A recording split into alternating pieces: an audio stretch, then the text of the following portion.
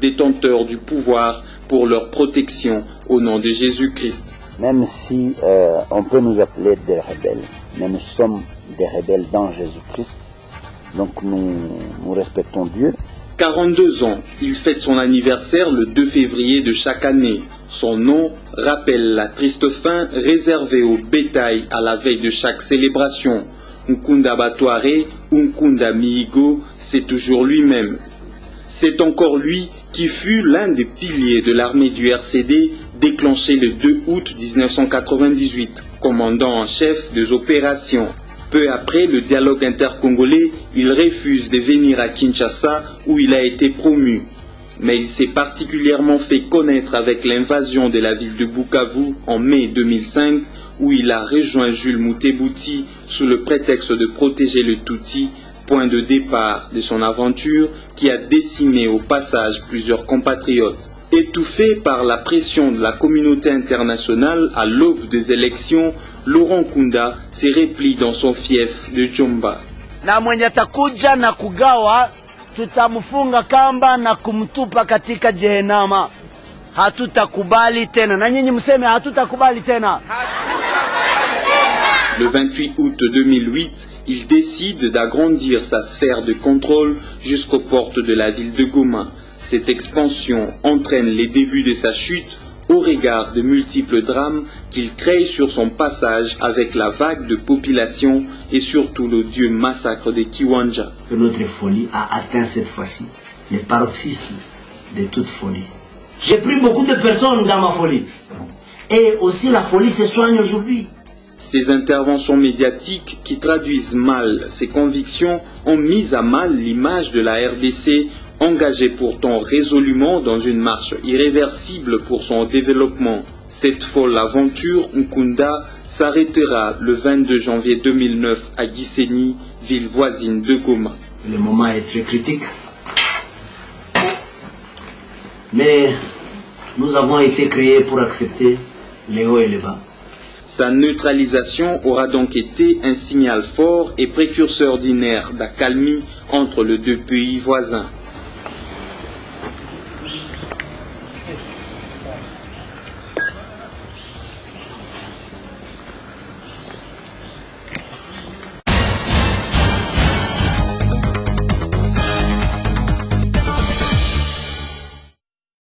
La coordination du programme s'active par ailleurs pour la réintégration accélérée de forces négatives. La toute première étape, c'est l'intégration rapide, effectivement, au sein de nos unités. La deuxième étape, certainement, ce sera la formation de ces gens, et pas nécessairement dans la province du Nord Kivu. Et troisième étape, certainement, le redéploiement de ces unités ailleurs. On fera tout pour que les engagements soient respectés, et par le Rwanda et par nous-mêmes. La paix et la sécurité étant l'objectif ultime de ces démarches, des contacts vont se poursuivre. Au plan politique, avec l'envoyé spécial du secrétaire général des Nations Unies et celui de la région de Grand Lac. Au plan diplomatique, avec la normalisation rapide de relations diplomatiques avec le pays voisin et le rétablissement de la coopération régionale conformément au pacte sur la paix, la sécurité et le développement dans la région de Grand Lac signé à Nairobi, ainsi que la redynamisation de la CEPGL.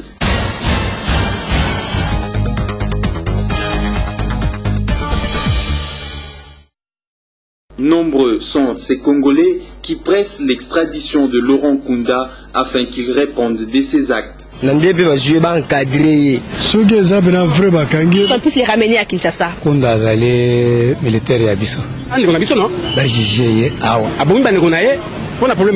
Et puis tout y est bas. Profondeur. Il y a guerre wana iso utawapi. Gouvernement il faut aller la batande ngwana. Pour bateau à monde ça biso passer, gouvernement il faut aller la bas. La réponse est oui. Mais c'est un processus. Ce n'est pas un sac d'haricots ou de maïs. C'est un monsieur, il s'appelle Laurent Nkunda. Alors il y a un processus politique, diplomatique avant tout. et certainement sur le plan de la justice, voire l'extradition et tout ça. Mais on y travaille.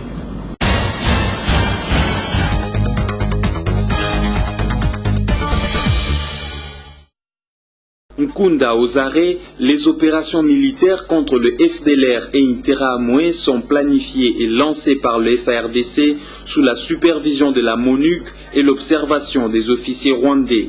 Notre action, je le répète, concerne la fin de la guerre, la consolidation de la paix et le rétablissement de l'autorité de l'État sur toute l'étendue du territoire. Des contacts diplomatiques se poursuivent et se poursuivront. Les ambassadeurs des États-Unis, de la Grande-Bretagne, la France et de la Belgique ont redit au Premier ministre Adolphe Muzito les soutiens de leurs pays respectifs quant au déroulement des opérations en cours. La Grande-Bretagne va accompagner politiquement la RDC dans tout ce processus d'amélioration des relations bilatérales et aussi avec le travail de mettre terme au problème des FDLR.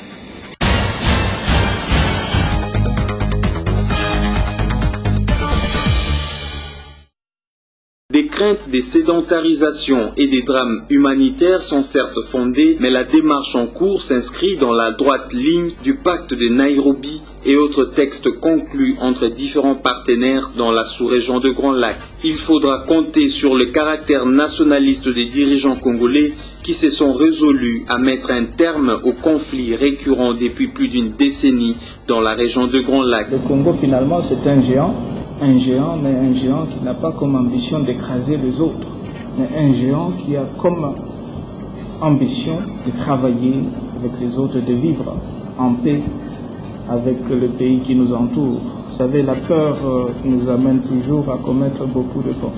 Et c'est ça le travail du ministre des Affaires étrangères, le président lui-même. C'est ce qu'on est en train de faire, c'est de rassurer tout le monde. La République démocratique du Congo et le Rwanda, qui resteront voisins jusqu'à la fin de temps, pourront peut-être ensemble relancer la région de Grand Lac dans un premier temps et l'Afrique en général. La République démocratique du Congo n'est-elle pas la gâchette de l'Afrique? Sa pacification aujourd'hui donnera certainement une dimension véritablement marchande à la sous-région de Grand Lac. Aux Congolais de faire confiance à ses dirigeants et de soutenir les opérations en cours.